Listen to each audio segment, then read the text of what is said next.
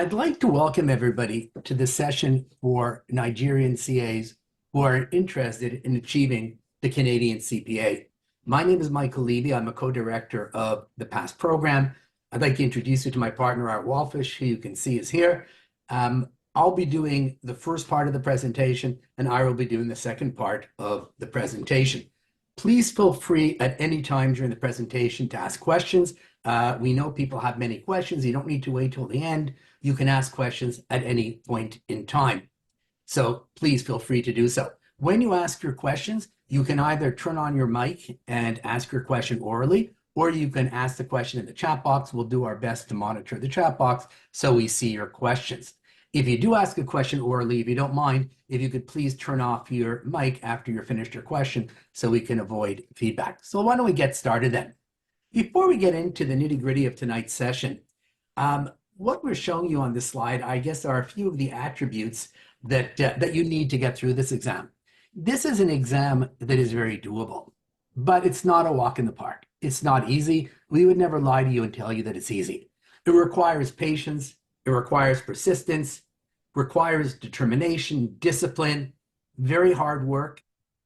But with those attributes, it's a doable exam and you can make it through. And as I'm sure you're all aware, the CPA in Canada is a valuable designation that will open up many doors for you here in Canada. So let me start now with the table of contents.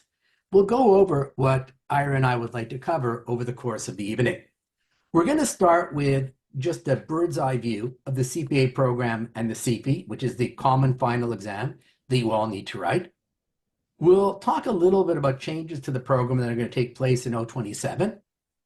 We'll then talk a little bit about the two major aspects of getting through this exam, which are developing case writing skills and learning your technical material in the various competencies you need to know.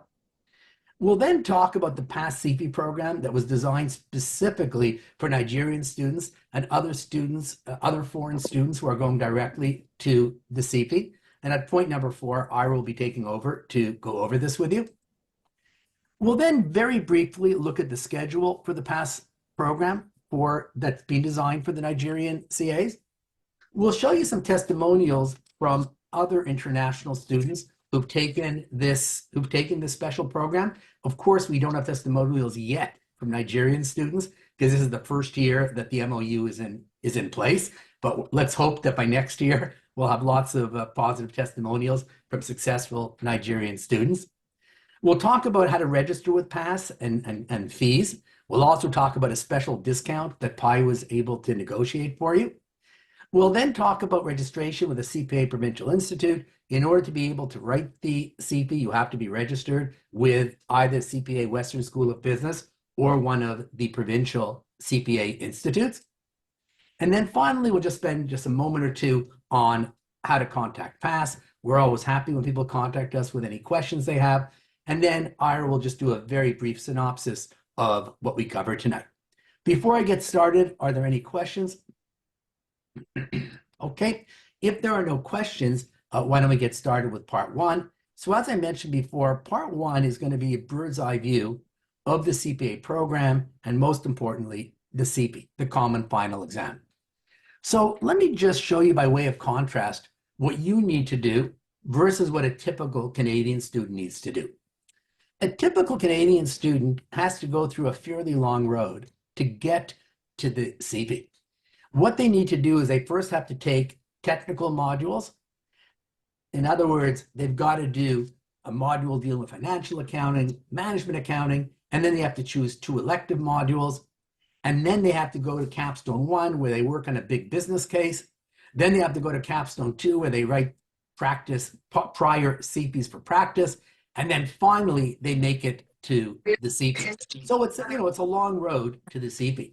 The nice thing about being a Nigerian CA is that CPA Canada has recognized that you already have a CA. So you already have a much greater knowledge base than an average Canadian student. Therefore, they're allowing you to go directly to the CP without going through and doing these technical modules and without doing Capstone 1 and 2. So this is a tremendous gift. I wouldn't say gift, but it's a tremendous advantage that you have. Now, the 2025 CP will take place at the end of May, May 27th and 29th, as well as for September 9th to 11th. There are 2 sittings for the CP, one in May, one in September. As we'll discuss later, it probably will not be practical for the vast majority of you to write in May, and we'll talk about why later on in the session. But in all likelihood, for either most or all of you, September will make a great deal more sense. We'll get into that in more detail later on in the session. So at the end of the day, if you can look at this diagram here, you're effectively exempt from 4 technical modules, which, as I said earlier, financial accounting, management accounting, as well as elective modules. You're exempt from capstone 1 and 2, and you go directly to the CP. Now, later on, we'll talk a little more about capstone 2, because as you'll learn later, capstone 2 is actually very helpful for passing the CP. So we'll talk about how we can help you with that later on in the session. So let me give you a brief overview of the CP. The CP, much unlike the exam you wrote in Nigeria, is a case-based exam. So you're not talking about multiple choice or short answer questions. You're talking about large cases. And the cases typically deal with multiple issues and multiple competencies. I'll explain what the competencies are in just a few minutes. The cases can range anywhere from 70 minutes to as long as 5 hours. So we're talking about big, comprehensive cases. On a short case, you may have to read 5 or 6 pages and analyze them. On a long case, the 5-hour case could be 15 to 20 pages. Typically, a CP case has a 1-page or 1.5-page main body, followed by a number of appendices, with most of the information you need to analyze sitting in the appendices. So what you can see on this page here, this is an example of a first page of a 75-minute case. You can notice that this is the first page. I'm not showing you the whole case, but if I were to show you the whole case, behind this first page, there would be 3 or 4 appendices. Now, the CP, 3 days long. Day 1, you write 1 large 4-hour case. That 4-hour case is based on capstone 1. So let me explain what I mean by that. I mentioned earlier at the beginning of the session, and just make sure, please, that your mics are muted at all times. I mentioned earlier at the beginning of the session that a typical Canadian student goes to something called capstone 1 and capstone 2. Capstone 1, you work as a group on a big business case. And then you submit the case, you submit a report, I should say, in writing as a group. And you also do an oral presentation to a mock board of directors or group of executives. That's what capstone 1 is all about. When you get into day 1 of the CP, the first day of the CP is 1 big 4-hour case based on the same fictional company that you dealt with in capstone 1. It's not intended to be terribly technical. They're testing your ability to deal with strategic issues, operational issues. It's not intended to be terribly technical. Now, because as Nigerian students, you're not required to go to capstone 1, and the vast majority of you will not go to capstone 1 because it's not terribly helpful. Because you haven't gone to capstone 1, what PASS will do is give you a summary of all the information you need so you can attack capstone 1. So you can attack the day 1 case, which is based on capstone 1, without having attended capstone 1. So we'll help you we'll help you deal with that as part of the program. Day 2 is a very challenging day. It's 1 large 5-hour case, and it's referred to as a roll case because, as you'll see in a couple of minutes, this is the only day of the CP where you choose a role, and the issues you need to address will be a function of the role you chose. We'll say more about this in just a moment. The day 3 of the CP is made up of 3 shorter cases. The shortest is generally 70 minutes. The longest is 90 minutes, and it'll add up to 4 hours in total. These cases are referred to as multi-competency cases, multi for short. So when Ira and I refer to the word multi, we mean a day 3 case. As you'll see later on, the day 3 case can test a number of different subject areas, what the CP calls competencies. So every case can test more than one subject, more than one competency. But when you get to day 3, that's where you have a large number of competencies. You may have as many as 5 or 6 competencies. Now, what are the different competencies that they can test you on? Audit and assurance, financial reporting, audit and assurance, financial reporting, management accounting, finance, taxation, and strategy and governance. So when I said that on day 3, they can test you on many competencies, they can test you on 5 or 6 of these competencies in one, for example, 80 or 90-minute case. Now, let's just look at each day of the CP in a little more detail. Day 1, as I said earlier, is a 4-hour case. It's just one case. As I said earlier, it's based on the Capstone 1 module that all the Canadian students are required to attend. As I mentioned earlier, in that module, they're working on a big business case based on a fictional company. What happens on day 1 is you're presented with that same company, with a case based on that same company, but the company is now 5 or 10 years later, and they're now dealing with new strategic and operational issues that you need to deal with. As I said earlier, we will give you the information you need since you haven't gone to Capstone 1, so you'll be on equal footing with the Canadian CAs. It's marked separately from day 2 and 3. It's simply a pass or a fail. So at the end of the day, if you, for example, failed day 1, which hopefully you won't, but you passed day 2 and 3, you're perfectly fine. You wouldn't have to write day 2 and 3 again. And the same thing would be true in the opposite situation. If you passed day 1 but failed day 2 and 3, you wouldn't have to write day 1 again. So they're marked totally separately. You can pass one and fail the other, and you don't have to write all 3 days again. It's not intended to be terribly technical. It encompasses a lot of strategy, governance, strength, weakness, opportunities, and threats that we mean by SWOT. As I said earlier, strategic and operational decisions.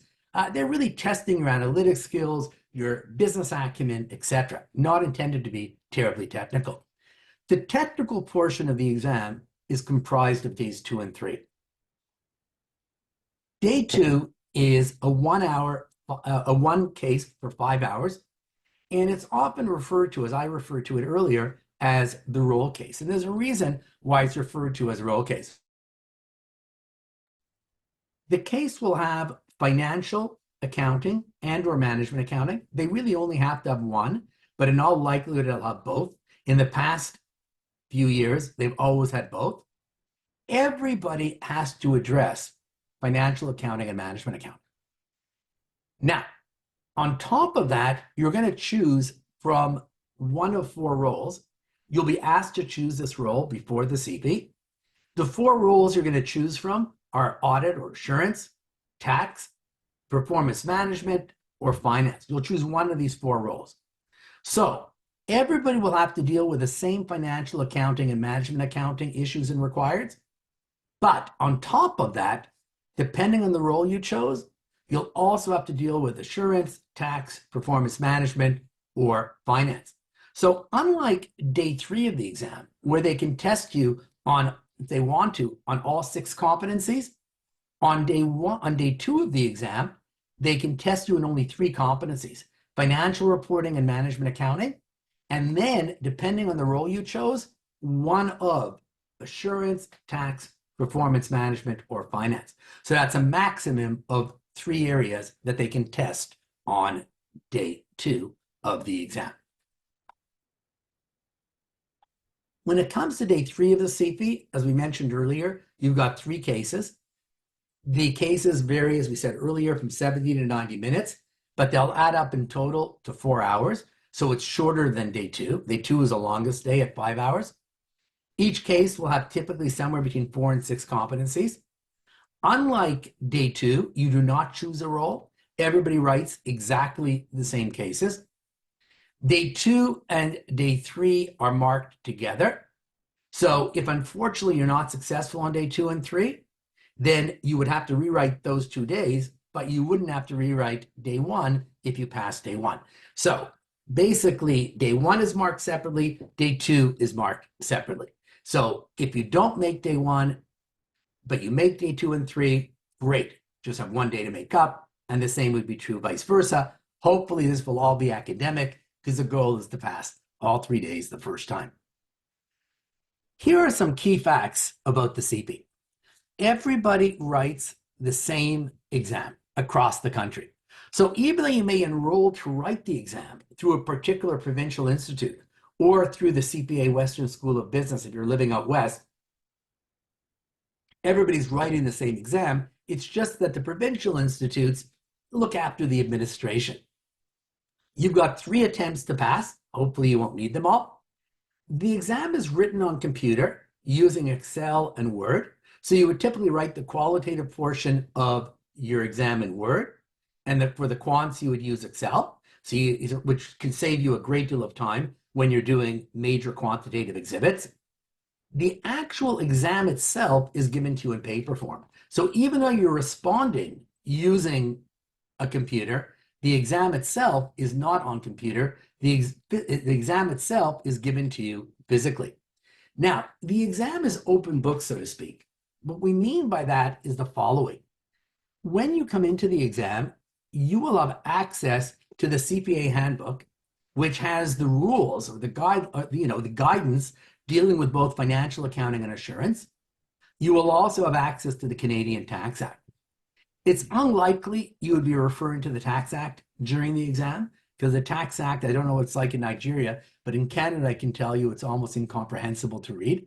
So you probably won't be referring very much to the Tax Act, but you probably will be using the handbook during the exam. And over the course of the past program, we'll talk about how to make the best use of the handbook during the exam. The nice thing about the CP is because it's a national exam, it doesn't matter in which Canadian province you wrote the exam.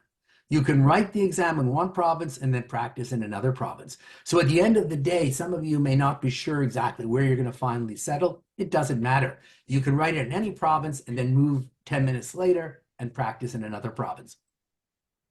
Any questions before we move on to part 2? Oh, I'm sorry. Is there a question? Let me turn up my mic. Is somebody asking a question?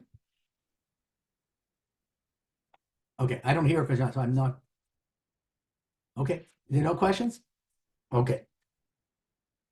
We want to just spend a moment and talk about some changes to the CPA program that are planned for 2027.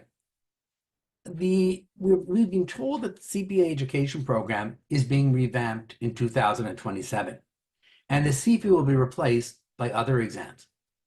The competency map, which is the syllabus that you follow to study for the exam, is also going to be significantly changed to emphasize additional items beyond the traditional subjects relevant to the CPA designation. So there'll be a bigger emphasis on some non-traditional accounting areas or areas that don't typically relate to accounting, like data analytics, organizational behavior, sustainability, etc.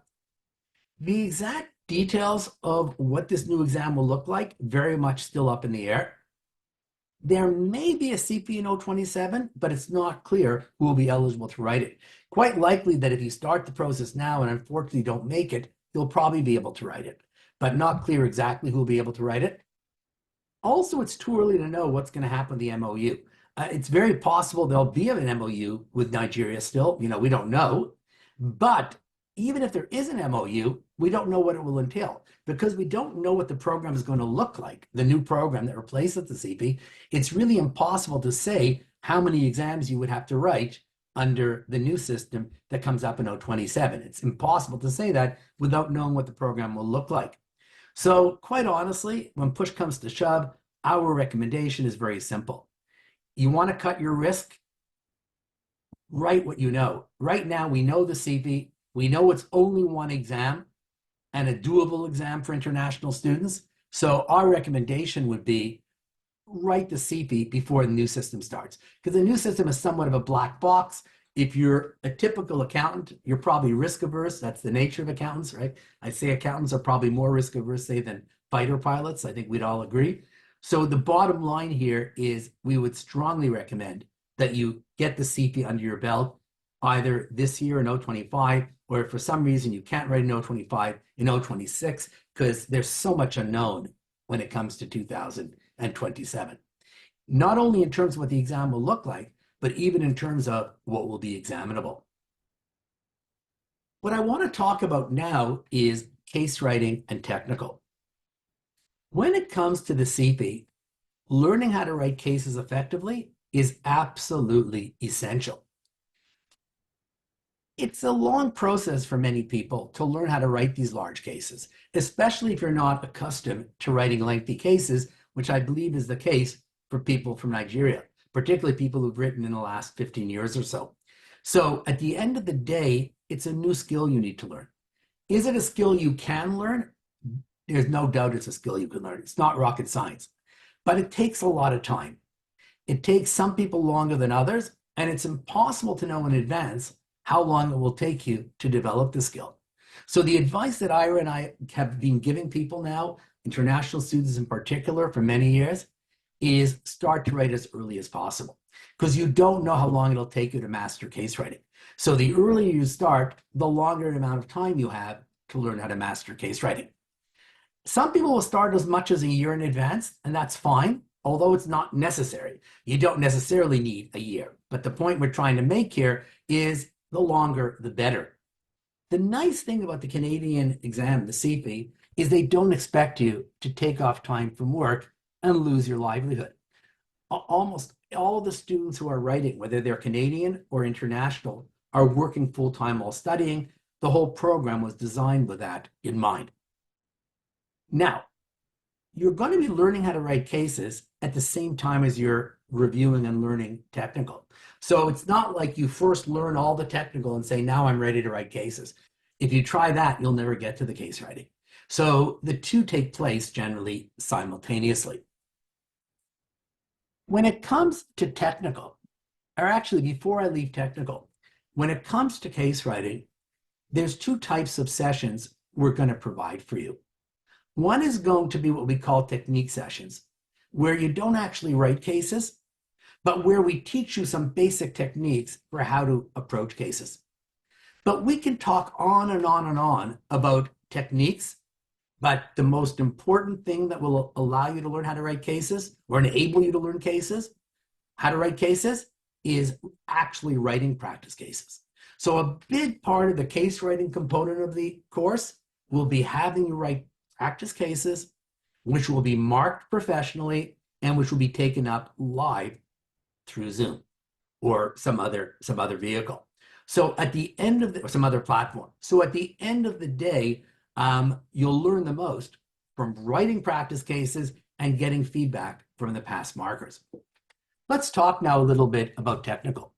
The two biggest areas that will be tested are financial accounting, which includes both ASPE and IFRS. You do have the advantage coming from Nigeria that you're already familiar with IFRS. My understanding is IFRS was tested on the exam you wrote in Nigeria. So you just need to learn ASPE. ASPE is basically dealing with accounting standards for private enterprise, hence ASPE.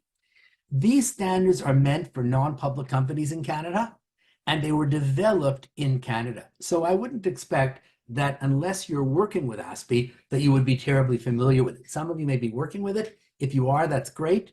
If you aren't, it's not the end of the world. One of the things you're going to discover is that in many areas of accounting, the differences between IFRS and ASPE are not that great. In other areas, there may be more significant differences. But once you know IFRS, learning ASPE will involve some work, but it's certainly very doable. The second biggest area that's tested on the CP is management accounting. Now, even though the amount that each of these two areas, each of these two competencies tested is equal, the amount of studying is not. Management accounting will require a great deal less studying than financial accounting, simply because the body of knowledge for financial accounting is far greater. Also, for management accounting, I wouldn't expect there to be much of a difference between between Canada and Nigeria. Management accounting is management accounting, whether you're in Nigeria, whether you're in India, whether you're anywhere in the world. I think it's fairly universal. Now, the new competencies one new competency you're going to need to learn is tax. For tax, I don't know the Nigerian Tax Act, and I'm sure I never will. It's hard enough to learn the Canadian Tax Act for me. So the bottom line here is the one thing I can say is obviously it'll be quite different from the Canadian Tax Act. So you're going to need to learn tax, but there's some good news here. Unless you choose tax as your role on day 2, do you remember we said you can choose your role from 4 areas? Unless you choose tax, the amount of tax that you need to know for this exam is not huge. You simply need to know compliance. You don't need to know a great deal about tax planning. So the really sophisticated tax planning is only tested on day 2 for those who chose the tax role. We've been teaching international students since 2012. We started with Indian students back in 2012, and I can hardly think of any international student who chose tax. There might have been the odd person, in all these years who was working in tax and therefore chose it, but hardly anybody does. So hardly anybody chooses tax as their role on day 2. So unless you're one of those few who do, bottom line is you just need to know basic compliance for the most part. You need to know how to compute taxable income, both corporate as well as personal. So you need to know what's taxable, you need to know what's deductible, etc. There is a little bit of tax planning, but it's at a very basic level unless you choose tax as your role on day 2. So do you have to acquire a fair amount of knowledge in tax? The answer is yes, but it's not a huge amount of knowledge unless you choose tax on day 2. Now, what about the other competencies? We've now talked about financial accounting, we've talked about management accounting, we've talked about tax. The other 3 competencies are audit, finance, and governance. Now, when it comes to audit, finance, and governance, for audit, you're going to end up learning a great deal of what you need to know from the case writing. You won't learn 100% of it from the case writing, but a large part of it you will, because a big part of what's tested when it comes to audit and assurance, when we say audit here, we mean audit and assurance. When it comes to audit and assurance, a large part of what's tested on this exam are things like planning, procedures, analyzing controls. That you learn almost completely from writing cases. There are certain areas where you'll have to sit and read the technical notes, like, for example, reporting, but at least a large chunk of assurance you can learn from case writing. Finance on the CFE tested at what I would consider to be a relatively elementary level. We will provide you with notes on finance, but they shouldn't take you a huge amount of time to get through because it's not tested at a terribly sophisticated level. A large part of finance is number crunching, and there are, just a few numerical models you need to be comfortable with, like net present value analysis, business valuations, projected cash flows, etc. But again, not terribly sophisticated. I did an MBA in finance. I would say the level at which finance is tested on the CFE is probably lower than an introductory finance course at the MBA level, or less than what you would need to know in the very first level of the CFA. So it's not tremendously sophisticated. Strategy and governance, there's hardly any technical to learn at all. Strategy and governance, you would learn virtually completely from writing cases.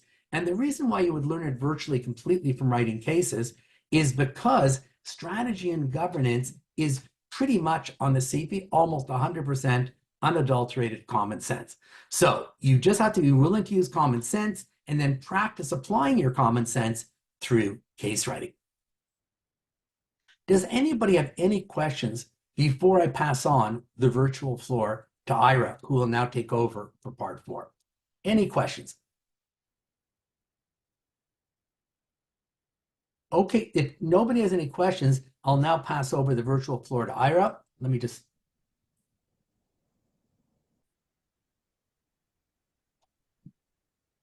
Hi, everyone. Ira here. I'm going to continue the presentation from where Michael left off. We're on part number 4. I'm pretty sure that everybody can hear me and see the presentation moving as I'm going through this. So similar to what Michael said, please stop me if you have any questions. I'm watching the chat box. You can either put something in the chat box or you can unmute your microphone and you can ask a question as we're going through this. Okay, so we're on part 4. So just to give you a little background on exactly who we are, I'm not going to read out every point here. We've been doing this for quite a long time. We do the national program for PwC. The truth is we've taught in all of the large firms, but you can only do one national program, and the national program that we've run for many years is the PwC program. We run it across Canada. Michael, you can notice here in the second last point, did very well when he wrote the CFE. He was the actual gold medalist, which is amazing. And overall, thankfully, we've had very good feedback from the course. I think people get a lot out of it. And I think overall, it's working well. So what we've done is we've really designed a program for international students. We've used it up until this year for people from India and Pakistan. And now we're going to use it for people from Nigeria because all of you get to go directly to the CFE and you don't have to take Capstone 1 and Capstone 2. So this program, what we've done is we've put in here technical training, case writing, and personal counseling. I'm going to go through each of these. And again, please stop me if you have any questions. Some of the program is what we call self-study. For example, we give you a technical binder. The technical binder contains all 6 areas. We don't have classes on all 6 areas. We do have classes on financial accounting and management accounting. Look at the bottom here, formal instruction, B and C. But what about the other 4 areas? We have videos, and the areas are in your binder. So for those technical areas, you can watch videos and you can study the binder. For other stuff, like for the case writing and the financial accounting and management accounting, because those are the biggest pieces, we definitely have what we call formal instruction. We definitely have classes, technique sessions. You won't really understand what those are, but basically we're trying to help you develop certain techniques when you're in case writing to help you move up the levels. I'm not getting into the whole marking scheme, but the goal is to attain a higher level. And we even have personal counseling, where the marker sits down with you and goes over your case. And in the international program, we put in 3 of those. For Canadian students, we basically have 1 in our case course. For international students, we have 3 of them. So again, the program is divided up into some stuff that's self-study that you're kind of doing on your own. And a lot of it really is a formal instruction. And that takes you to the CFE. Any questions, comments? Is everybody good? Okay. Now, let's look at this exam as divided up between technical studying and cases. There are 6 areas, I think Michael mentioned, for technical studying. They're called competencies. The 2 biggest are financial accounting and management accounting. So those are the ones that we actually do live, not 100%, but a lot of them. And of course, we have videos. The other 4 areas we have videos for, and you can watch the videos. So look, the technical component is an important component to this exam. I don't know when everybody here went to university when they learned the technical. Some people will be more current than other people. Also, depending on where you learn the technical, if you know, I think everybody here, if you did this in Nigeria, your tax is probably different. Financial accounting, ASPE, which is for private companies, you probably did not do. So you'll have to learn that. That will be special, you know, for really in Canada. And we cover all the major topics. So look at this as kind of 50% of the exam of your studying. Call that the technical studying. Any questions? The other 50% is your case writing. Now, some of the case writing you guys do on your own. You write cases and you mark yourself. You'll have to have a marking guide, a solution. That's called self-study. A lot of the cases are in the program where you write the cases, you hand them in, we mark them, we give them back to you, and we have a class. Either the class is live online or the class is a video case take-up where we are going through the case. We're spending like an hour and a half walking through the case and showing you how you could have attacked the case, what you should have done. And we have what we call, the last point, we have what we call these technique sessions to help you in your case writing. So this is the other component, call this 50%, call it technical 50%. This is really what we're doing in the program. Part of it is technical and part of it is the case writing. Any questions? No one's asking questions. I'm too clear. Sorry, I do have a question. Yes. I'm assuming that you're trying to tell us what the exam structure is going to be. For example, you said 50% technical and 50% case study. Is that the standard way it's going to be for both day one, day two, day three? Or is just peculiar to a particular day or not? Not really. That is not really. That is not the exam structure. The exam structure, I can just comment on that because you're asking. The exam structure is on day one, it's one case, which is marked separately. Day two is also one case, and day three are three cases. But when you're dealing with a case, the skills that you need are really twofold. You need your technical skills to apply, to attack the issues, and you also need what we call case writing skills. So what we're doing in the course is we're teaching you the technical and we're teaching you the case writing because that's what you'll need when you get into whichever day and you're writing the actual case. Okay, makes sense. Thank you. Makes sense? Okay, you're welcome. Okay. All right. So you can actually see, I'm gonna have Michael maybe check this out. I don't know what these symbols are, but anyway, here you can actually see, if this doesn't work, you can definitely send me an email. We have an example of a case take-up and of a technical take-up where you can actually see what we're teaching. Okay, so we have these on YouTube, and these are the links. Yeah, so at some point you can just to interrupt. Sorry. I know the symbols look funny, but they're part of the address. So as long as you click on it, once you have the PowerPoint, if you click on it, it'll take you to YouTube. Oh, okay, good. I was just worried that's Yeah, no, wrong, I know. okay. It looked funny to me too, which is why I tested it. Oh, okay, great. Thank you. Okay, so that's good. So if you want to see an example of a case take-up or a technical take-up, by all means, go into these links. The personal counseling, just very quickly, what the personal counseling is, we have professional CPAs that mark your cases. They give you a lot of comments on the case. But for 3 of them, in addition to marking your case, they will meet with you about half an hour, probably over Zoom, and they will go through your case. We call that a personal counseling session. 3 is a decent amount. I don't know if people think it's a lot or not. I mean, we're marking a lot more cases than 3, but 3 sessions with markers won't be the same marker necessarily. 3 sessions with markers is pretty good. And they're going over the case with you for half an hour.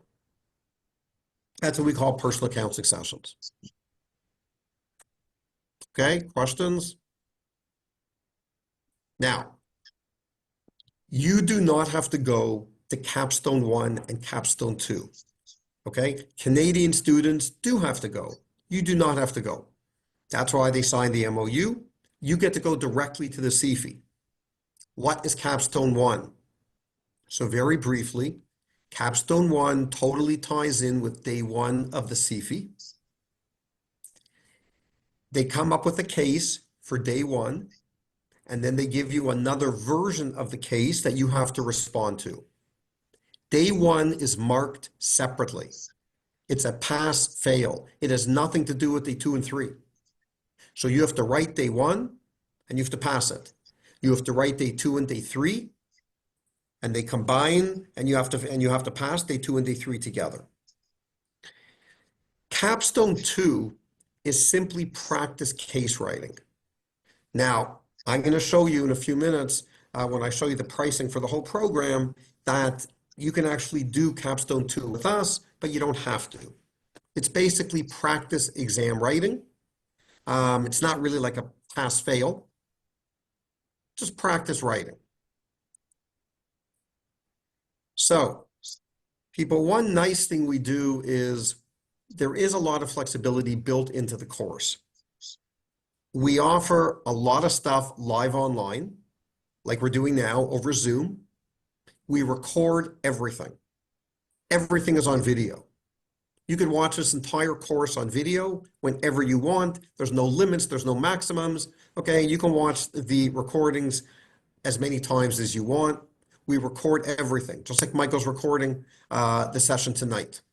Okay, I have one email from a person, can't come tonight, they're in a different country. Okay, we'll give them the recording. So there is a lot of flexibility that we build into the program. We know people are busy. And quite frankly, the only difference between a recording and the live session is you can ask questions on the live session. So if you're watching a recording and you have a question, you'll email myself or Michael and you'll ask the question. We're always answering questions from students, but that really is the only difference. Okay, so overall, this just gives you kind of a bird's eye look. I don't know, there's probably about 30 classes. There's a lot of videos. I'm not saying you have to watch every single one, but when you add up all the technical videos and stuff like that, there's quite a few, like over 125. I've mentioned the 3 personal accounting sessions. And depending on which program you take, which I'll show you in a minute, you could have about 25 cases marked. That is a good number. People, that is a good number of cases marked. That's a lot of case writing. Okay, this just gives you an idea here of the type of course. It is pretty comprehensive. In developing this, we took everything we do for Canadian students and we combined it to give you as much as we possibly could, because we feel that international students really need that because you're coming from a totally different system. Any questions? Okay, so people, just a few, gotta watch my time here. All right, just a few minutes. Okay, the schedules. All right, so Michael mentioned that the exam is written 2 times a year, May and September. We, at this point, would encourage you to write in September because we're very close to May. By very close, I mean, I don't know, may not sound that close to you, but we're already in February. So you have much less time. So let's assume that a lot of you are going to be writing in September. We have 2 versions. People, this is not a big deal, but I'm just going to tell you we have 2 versions for September. You'll see this on the website.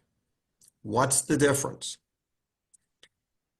There's 3 exams that we give you in January, February, and March for version 1. In version 2, those same 3 exams, cases, are given in July, August. We encourage people to do version 1 because we always think it's better if you write cases earlier. Even if you missed the January exam, because we're now in February, you can write it in February and hand it in and we'll get it marked. And then you can watch the video take up. So if you sign up, it forces you to choose version 1 or version 2. And people, this is very flexible, okay? It really is flexible. The truth is you can choose whichever you like. You can flip between the 2 of them. You could sign up for version 1, not write one of the exams now and leave it till July. But we encourage you to write version 1 because we encourage you to do the exams earlier. We think it's to your advantage. From our perspective, it really makes no difference. We're giving you the same exam. It's just a question of timing. Okay, so I just am explaining this because for September, we have these 2 versions. For May, we don't have 2 versions. We just have the one, like the one time period. So everything I'm saying now does not apply if you were writing the May CFE. But for September, you have these 2 versions. That's all. Does that make sense? Any questions?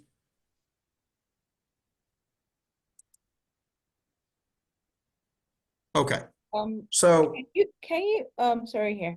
Can you sure. please just repeat that again? I think I probably lost you somewhere. We have two versions for the September CFE.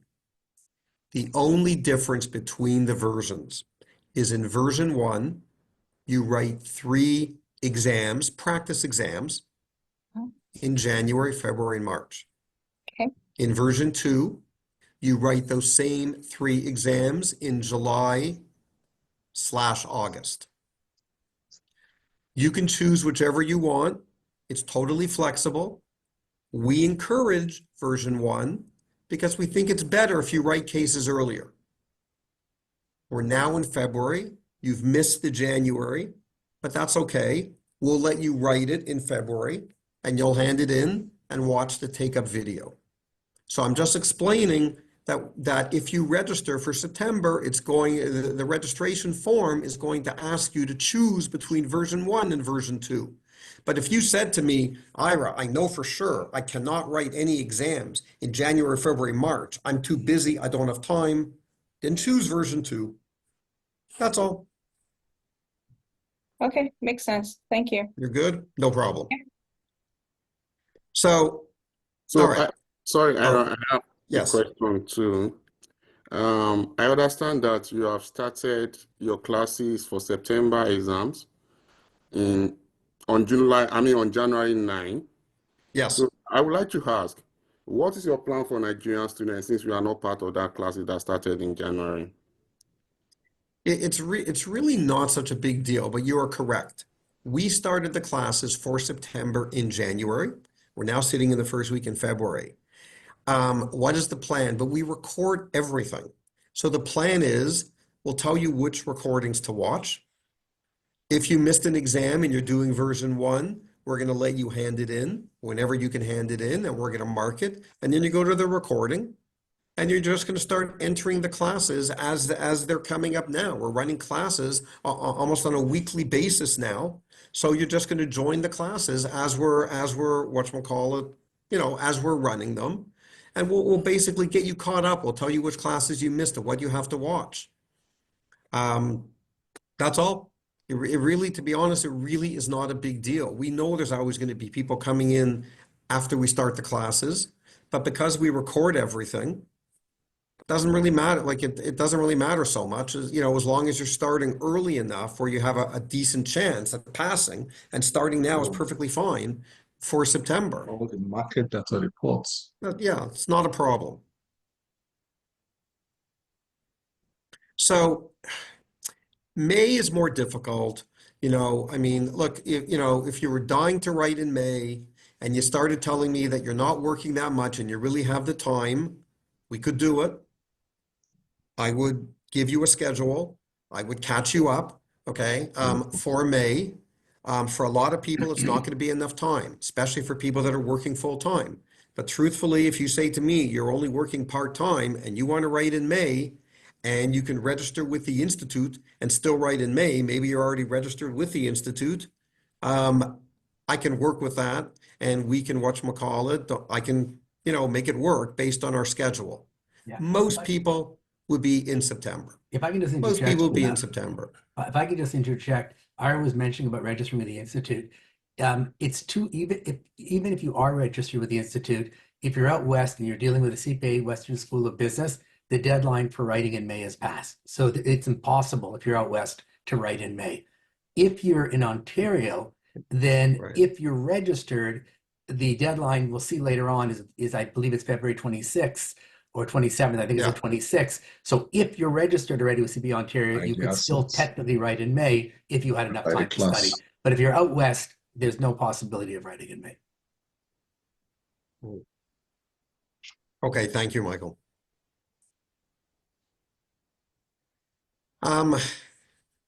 This is a ballpark. We get asked the question, how many hours should I be studying? Look, part of it does depend on when you start, but if you're starting now for September, 10, 15 hours a week is good. We assume you're working full time.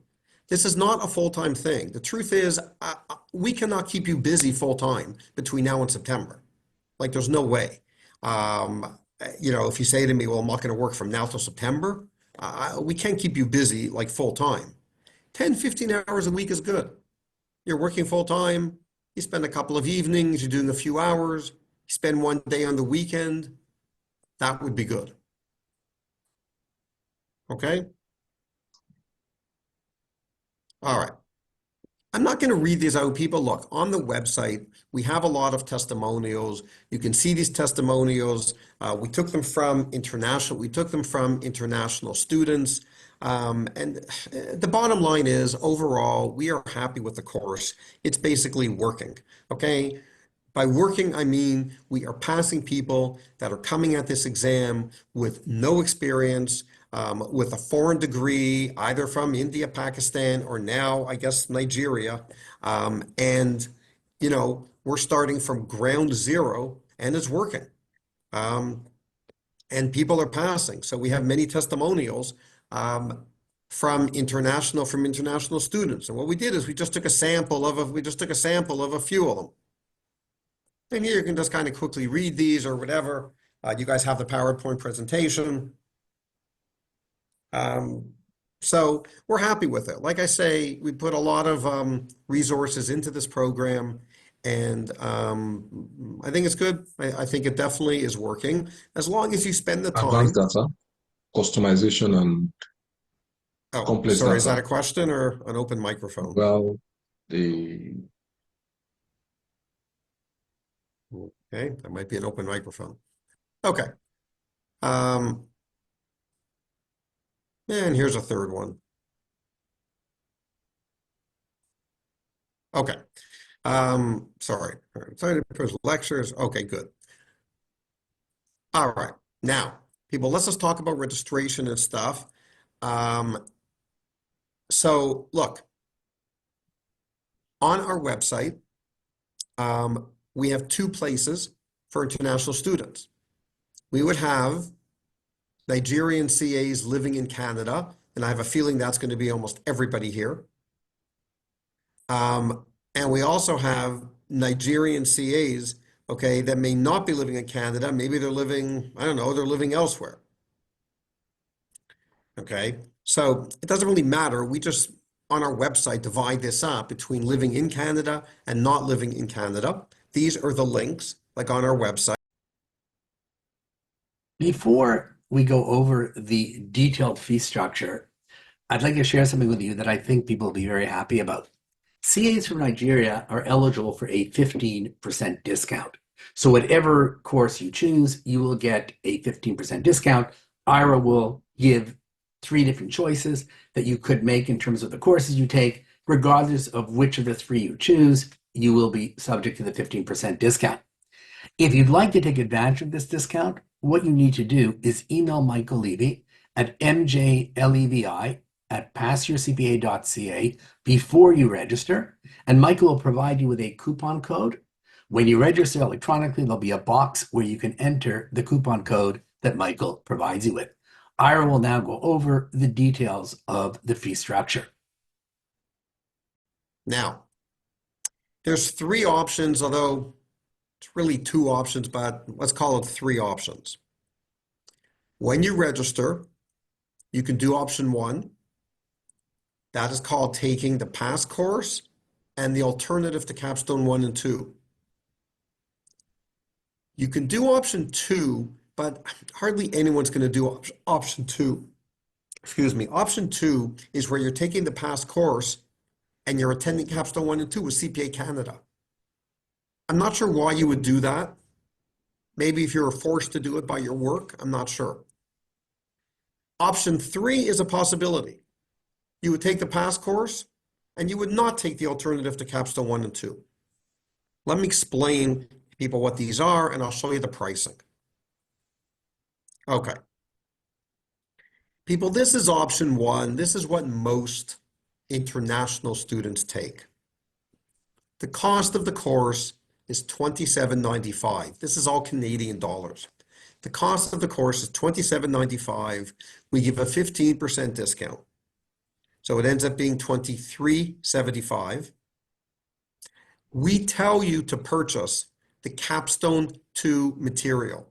It costs $250 and you buy it from CPA, not from us. You buy it from CPA. So I'm just showing you here your total cost of $26.25. This gives you a lot of cases. This gives you a lot of cases. We're marking, I don't know, it's about, you can see here, 22 cases. 2 day 1, 4 day 2, and 16 day 3. Okay, so this is option 1. And the reason we call this, you're taking the past course plus the alternative to capstone 1 and 2, we are marking the capstone 2 material. The difference is, instead of you going to capstone 2 in Canada and giving them the cases to mark and paying a lot more money, you're giving us the cases to mark and we're doing it at a reduced fee, and you're just getting more practice case marking. That is option 1. That's the complete option.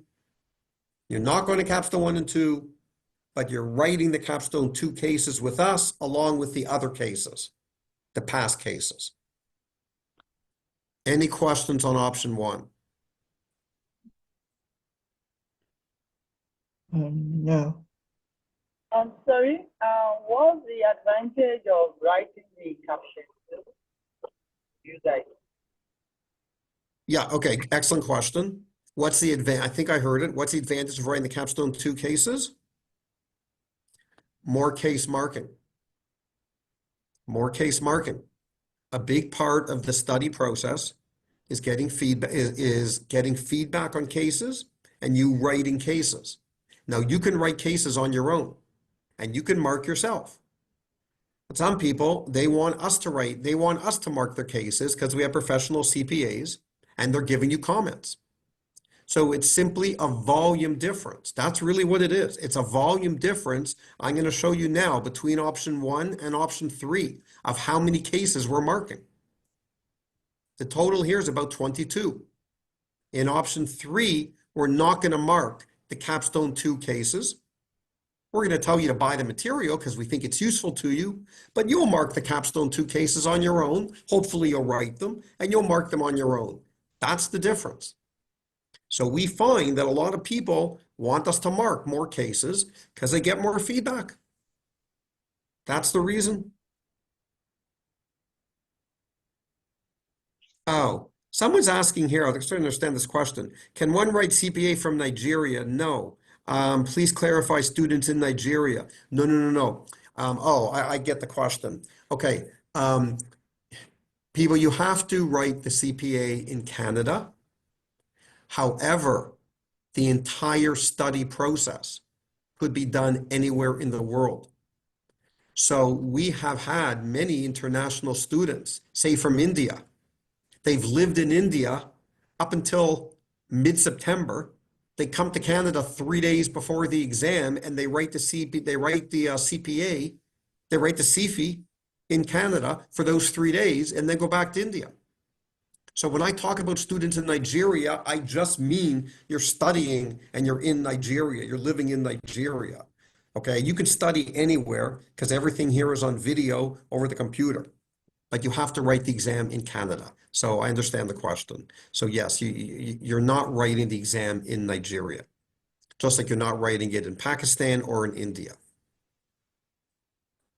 Okay, hopefully that's clear. Okay. So this is option 1. Option 2, people, I don't know if anyone's going to do this. I'm just going to go quickly on this one. For this one, we're only charging $19.95 minus the same 15% discount. Why?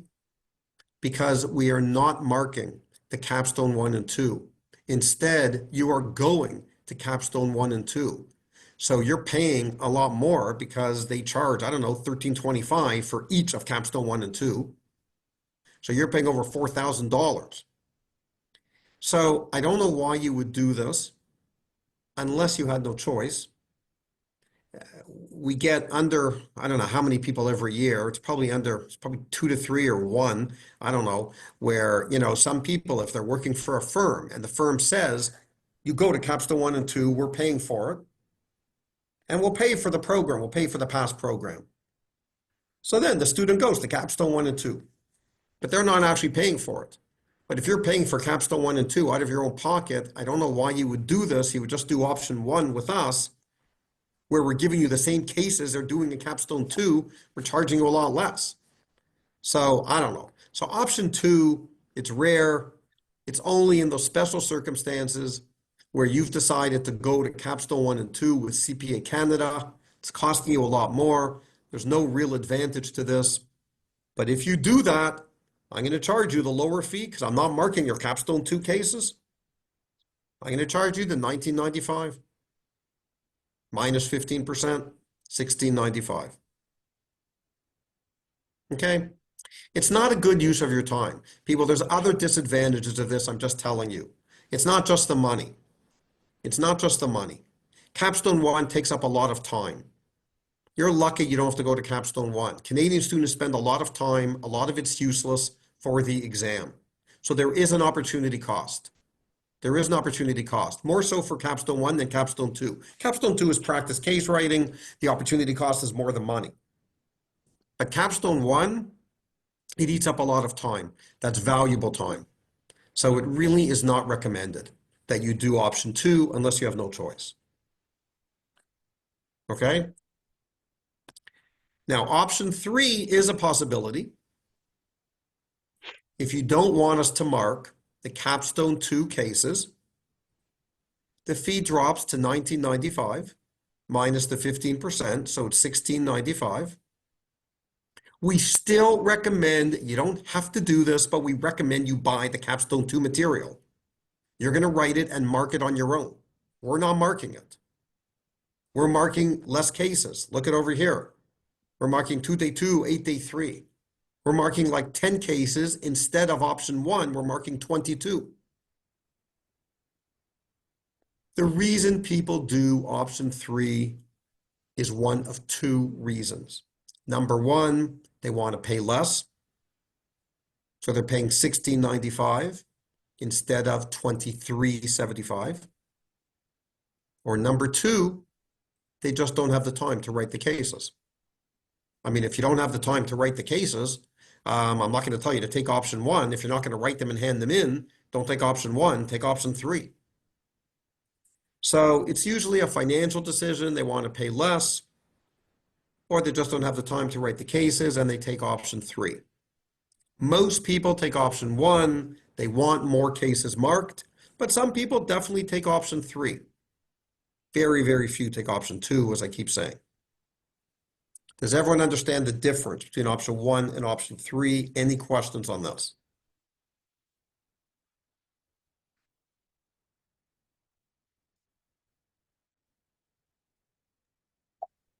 Everyone's good?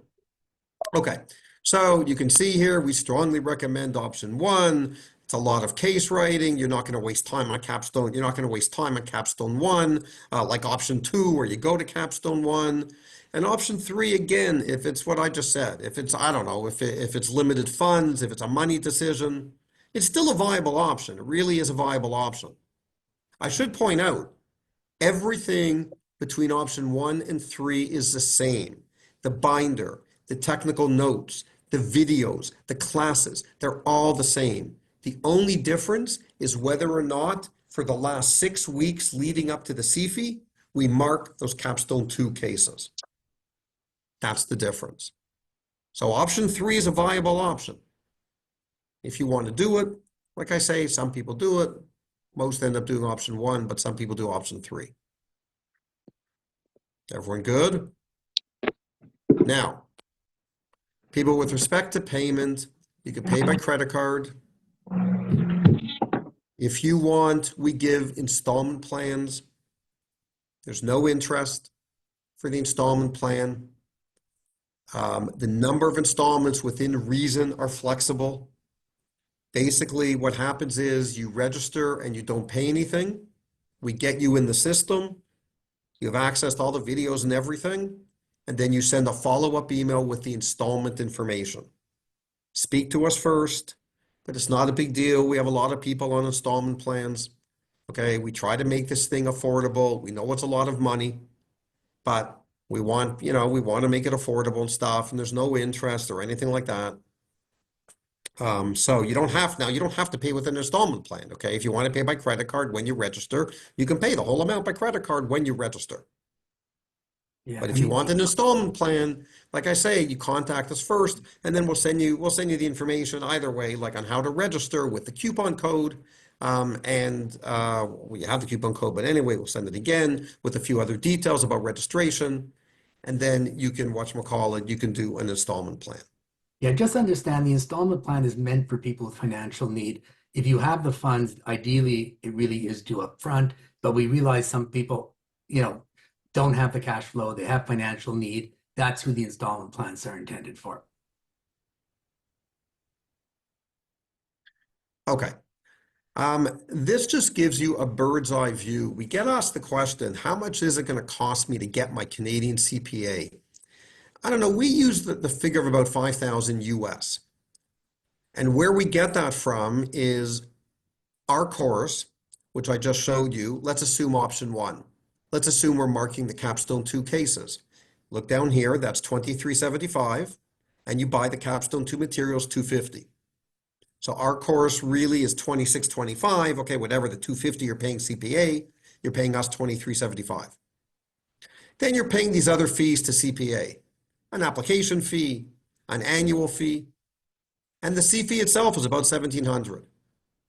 It's really 3 fees. Okay, it's really 3 fees. You're paying kind of for the prep course, that's us. You're paying for the C fee, and you're paying to register with the institute. That's it. Now, if you're traveling to Canada, I don't know, depending on where you're coming from, we just threw in here 1,500, whatever. So this is, I don't know, this is approximately, if you're already living in Nigeria, if you're already in Canada, forget about this 1,500. I'm just trying to give you an approximation of how much this thing costs in total to get the Canadian CPA. That's all. Okay. All right. Now, people, the way this works is you register with your provincial institute. We may have people here tonight. We may have people here watching from Ontario. We may have people here watching from Alberta. I don't know. So depending on where you live, you register with that institute. And if you want to write in September, please do this as soon as possible. They don't typically have cutoff dates, so it makes it a little more complicated. But you're fine at the moment, okay? We're in February.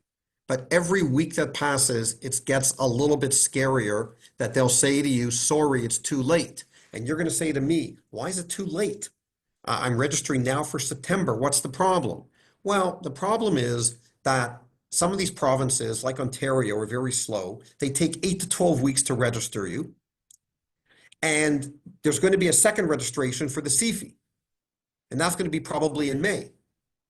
So the problem is, okay, like you can see here, this is for the CFI. It's going to be in May. So if you go to the institute, like, I don't know, mid-March, and you say, I want to write in September, you're thinking, look how much time there is.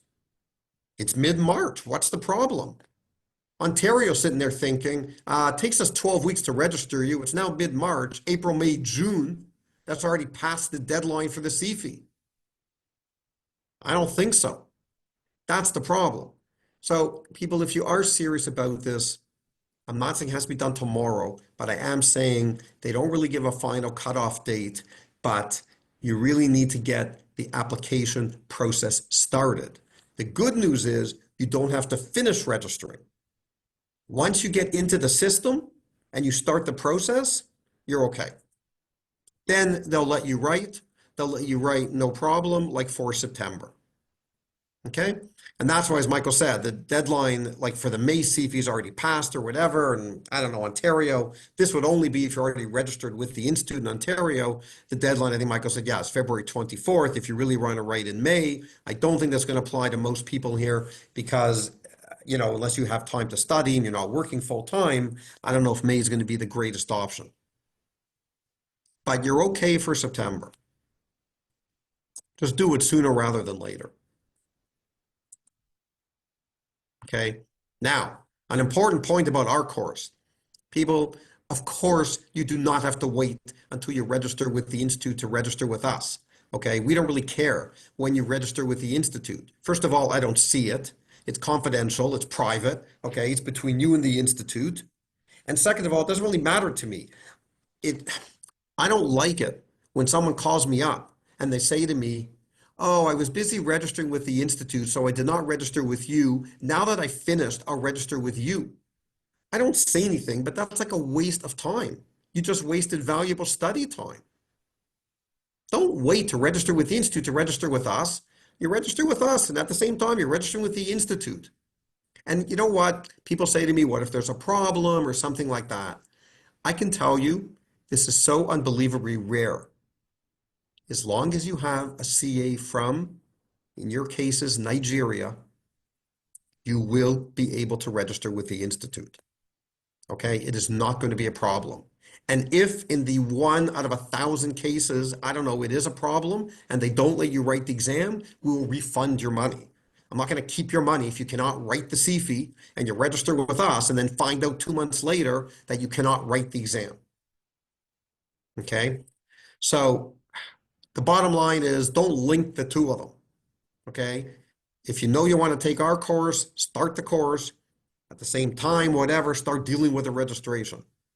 Ontario's longer, out west is shorter. Okay, any questions?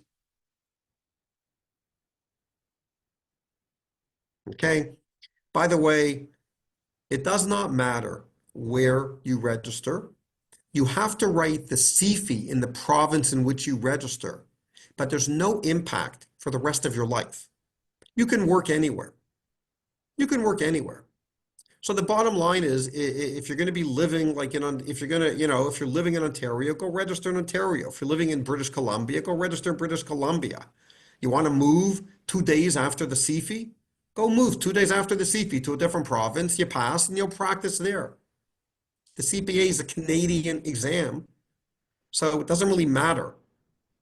All that matters is that the province you register, you're supposed to write the exam in. That's all that matters.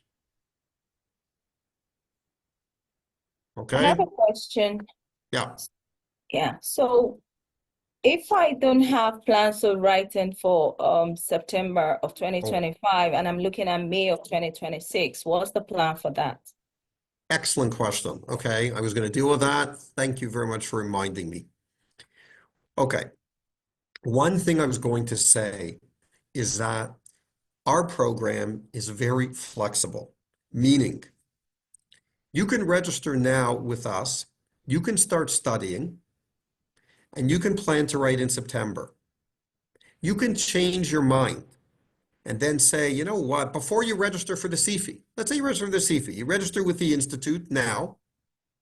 The CFE you're going to register like in May, okay? So let's say it's before May, and come May, you say, you know what, I'm really busy. I don't have enough studying under my belt. I don't want to write this September, whatever the reason. I'm going to write next May. You stay in our program. We move you into the next batch. There's no cost or anything. Nothing you did is wasted. Nothing you did is wasted. Whatever cases you wrote, that's good. You have it under your belt. Whatever technical you studied, beautiful. So we always have people that move between exams. So from our perspective, and I'll answer in a second from the Institute, but from our perspective, registering early is always an advantage because we don't care. We let you move from one exam to the next, and we'll just move you into the next batch. So, you know what I mean? And from a studying perspective, there's no downside. You just get studying earlier, which is great. You study your technical. It's not going to hurt you. That's not going to hurt you. Now, with respect to the province, there is a bit of a downside, but I have to explain this. If you register for the CFE in May, and then in June, you say, I don't want to write the CFE in September. I want to write it the following May. They will keep some of your money. They have a sliding scale. You have to verify this with them, but I think depending on when you tell them you're not writing, they will keep 25%, 50%. They have a sliding scale. That's the monetary cost if you change your mind after you register for the CFE. But if you register with the Institute and you don't register for the CFE and you register with us, there's no monetary cost with us. We just move you into the next batch. And you keep going. You'll have access to the videos. You'll have access to the material. Our goal is to help you pass. So everything is flexible. We don't cut you off. We let you keep watching the videos. We let you keep with the material and stuff like that. If we sent you a binder, which we probably did, we'll update the binder. You'll print off the update. So you'll be current with the material when you're writing. So it's not a big deal. So all I'm saying is, if you know now you want to write in May of 26, truthfully, I don't think you need to register with the Institute now. I don't think I would do that because you're just going to pay more money. Wait until July. Wait until July because the second half of the year you pay less. Okay, like when you register with the Institute. If you know you're not going to write till May of 26, don't register with the Institute. But with us, the right answer, when you think you're going to have time to start studying, register with us. That's what I said before. We have people that register with us 5 months before they register with the Institute. Who cares? I don't care. When you think you can study. Now, if you say to me, I can't study for the next 4 months, all right, then I don't know, then you don't really have to register with us. It's not going to make a difference. But if you think to yourself, you know, you want to get a look at the material, you want to start slowly, and you want to write in May of 26, you can register with us now. No problem. And you're now in the program and you're planning on writing in 2026, no problem.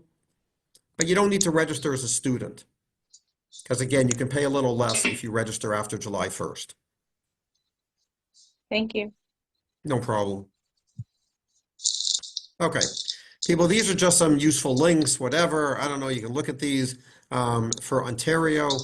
Okay, internationally trained accountants and stuff like that. And this is for the Western School of Business, for people who are out west. I think someone has a microphone that's not muted. I'm hearing clanking. Our contact information. So people, these are our emails. There's our phone. There's our WhatsApp. And by the way, I should tell you my WhatsApp is the same as my cell number. So if you want to call my cell number, you can call the WhatsApp. Okay, it doesn't matter. That's the office number. That's Michael's cell phone. So again, we're always answering questions from students. Feel free if you have questions, email us, call us, WhatsApp us. Doesn't really matter. Okay, you know, we're always answering questions. Look, just to finish off, 4 important takeaways. Look, at the end of the day, number one, if you're considering writing this exam, you really should write in 25 or 26. We have no idea what's going to happen in 27. I mean, we have some idea, but at the end of the day, it's very unclear.